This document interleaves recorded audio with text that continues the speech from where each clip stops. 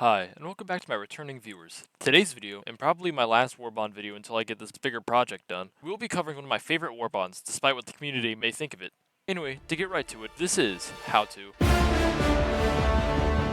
Kicking things off with page 1, while small, it doesn't beat around the bush with filler content and provides us with the Amendment and the Honorary Guard set. Page 2 hands you the more Auralicious armor set and weapon, being the Saber and the Parade Commander set. And finally, page 3 gives us the Sample Scanner booster, the literal Flag of Super Earth, the Pyrotech, and the damn Lockstep emote. And my lord, does it make me want to bleed yellow, white, and blue just looking at the damn thing. Onto the overview. The Amendment is probably one of the most slept on weapons in the entire game, and I don't say that lightly. With a monstrous 200 damage per shot and a 20 round mag, this thing does the most damage per mag in the entire game. Considering it's a marksman rifle, 20 rounds per mag isn't even that bad either, and while it doesn't get a lot of spares, it's nothing an experienced player can't work around. So what could possibly be the downside of Ah, shit. So yes, this gun is a light pen weapon, and I know I make it a big deal every time I bring it up, but when we got people bitching about medium pen, the sky's the limit for this stupid ass community. Side tangent aside, the Amendment is light pen, which means you will have to aim for weak points against armored enemies, and usually you can just outright one-shot most enemies by hitting their weak points. The Amendment heavily rewards you for aiming well, and while this way can make that a little harder, I personally haven't had much trouble with it at ranges you typically fight at. Now, next, let's discuss the Saber, the second best melee weapon in the entire game, behind the machete, at least in my opinion. Its damage and stats all around aren't anything crazy, but its swing speed is really what makes this thing one of the more standout melee weapons. On top of it being, well, a literal sword. What else could you want? The next melee is also one of my favorites, although still a little disappointing. The Flag, while a fun joke, picks is still lackluster for a stratagem melee weapon. And with the chainsaw on the horizon with heavy pin,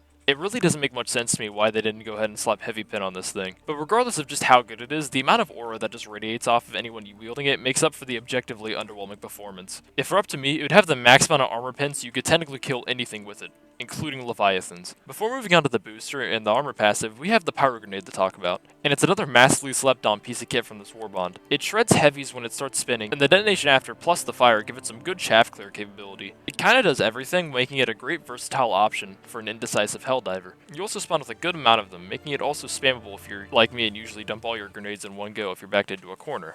Overall, it's probably one of the best grenade choices in the game, but some people might not be ready for that conversation. Finally, the booster and armor passive. The passive reinforced Yeah, I'm not going to be able to say that. Anyway, it's a solid passive. It's got a lot of weird buffs that increase weapon reload speed for primaries and a chance to not break a limb, plus buffed up melee damage, making it a very broad passive in its usability. I wish I could say the same for the booster though. This booster is only really good for early grinding as it increases your sample cap, meaning you can carry more samples and also means that there will be more to collect. But when it comes to actually fighting, it does nothing to help. It has a place and I don't want to downplay it, but for most experienced Helldivers who don't really have a reason to grind anymore, it's a waste of your time. Now that the overview is done, let's discuss the factions.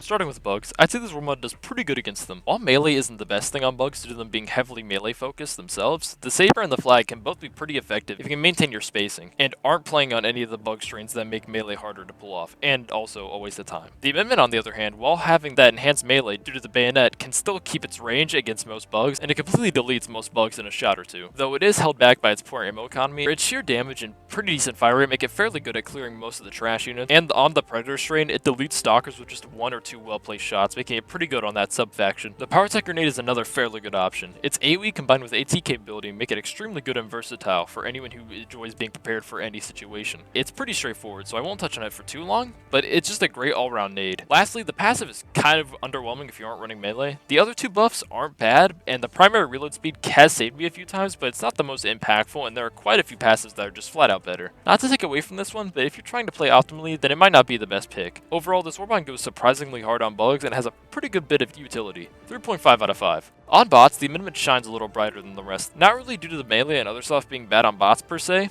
aside from the Flag, but that's a given. But because as a standalone package, this gun kinda does everything. It's good in melee, which is something most bots suck at and are swiftly killed by, and it also has pretty good range and most importantly, great damage. While most people on bots just slap on a medium pen weapon, if you're the kind of person who mainly uses the harder hitting lighter pen weapons and likes sniping weak points, then the Amendment's gonna feel great. Most bot chaff get completely destroyed in a single headshot. Anything with a light pen weak point like Hulk's goes down in around half a mag. It's kinda ridiculous just how fast you can take care of things with this weapon if you can just aim well. Due to how good it is at basically taking care of any mainline bot unit, it also frees up the rest of your kit, allowing for stacking up AT stratagems or support-based stratagems. Overall, just opening up loadout possibilities when you don't really have to worry about running an MG or another chaff clear to mop up the hordes of bots. To touch on the other content, the other standout piece here is the Pyro. While its chaff shredding is slightly worse on bots, the AT capability is still there in spades. With a single one, if thrown right, being able to one-shot most tank units that usually you would have to bring a proper AT weapon or a thermite to do the same thing with. And unlike the thermite grenade, you can bring more than just 3 of them, so if you play your cards right, you can get much more value out of the pyro when compared to the thermite. The passive is also pretty solid here, as its limb damage immunity can come in pretty handy with how ragdoll-centered the bots have become, and I feel like every single time I play on them, I always break my leg somehow. So this passive helps alleviate that a little bit. And like I said before, both melee weapons can work, but the amendment does what they do and then some, so it's objectively a better pick here. If you want to run melee on bots, the machete is right there. Overall 3.5 out of 5. Would be a 4, but the melee weapons kind of hold it back a bit. Finally, squids. Squids are another faction where the amendment slaps, and due to the lack of medium armor, the rifle is allowed to truly show off just how high its damage per mag really is, with a single mag being able to take down even a flesh mob, which is just insane value. And of course, voteless are cooked by this thing, both in melee and when shooting. If you ever thought overseers might stand a chance, it also just kills them as easily. The pyro also slams once again, with it being able to bypass harvester shields and straight up kill them in a single grenade if you throw it right, but normally it takes 2 or 3 to take them down. Regardless, the fact you don't need to waste ammo on the shield to take it out makes this grenade better than even most stratagems when it comes to taking down harvesters. Both melee weapons slap voteless, and the flag is actually pretty good for taking on melee overseers, as they simply can't close the gap without being slowly poked to death by the long rod of democracy. Oh yeah, and the passive is kinda mid here. 4.5 out of 5 on squids. Goat shit.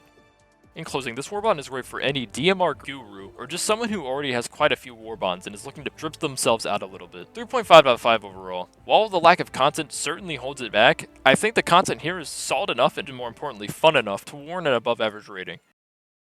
Thank you guys for watching to the end, and I'll say it again just as a reminder, this will be my last Warbond video until the end of December, as I will be doing a massive faction bestiary / overview video. It's going to take way more time than my usual stuff, so I don't expect it to get anything other than maybe a little sneak peek or a random gameplay video with the new Warbond. But yeah, just stay tuned for that, guys, and well, like and make sure this video just gets as big as possible so that video doesn't end up dying due to my lack of interaction with the algorithm over that month. Anyway, I don't want to keep talking in circles, so I'll see y'all next time. Bye bye.